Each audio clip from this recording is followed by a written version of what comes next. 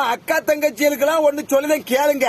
கல்யாணம் முடிச்சு புருஷ வீட்டுக்கு போவேல, புருஷ வீட்டுல மாமியார் சரியில்லை, மாமன் சரியில்லை, புருஷன் சரியில்லை, அந்த கொடுமை இந்த கொடுமை வரதட்சணை கொடுமைன்னு தப்பான முடிவு எடுக்காதீங்க.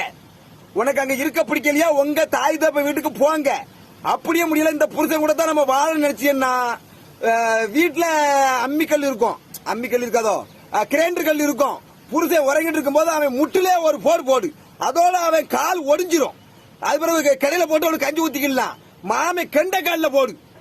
மாமியால விளக்க மாத்த வச்சு நல்ல உச்சந்தலையே அடி. நீ அடிக்கிற அடியில அடுத்து உன்கிட்ட எந்த அடுத்த பேச்சே பேசக்கூடாது.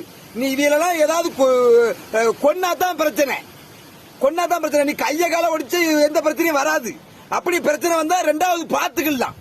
அதுக்காக தப்பான முடிவு தற்கொலை இருக்கலாம் பண்ணாதீங்க. நிறைய வீடியோ செய்தியில இந்த இதெல்லாம் பார்க்கும்போது ரொம்ப மனசுக்கு வேதையா இருக்கு. அக்கா தங்கச்சி தப்பான முடிவு எடுக்கல.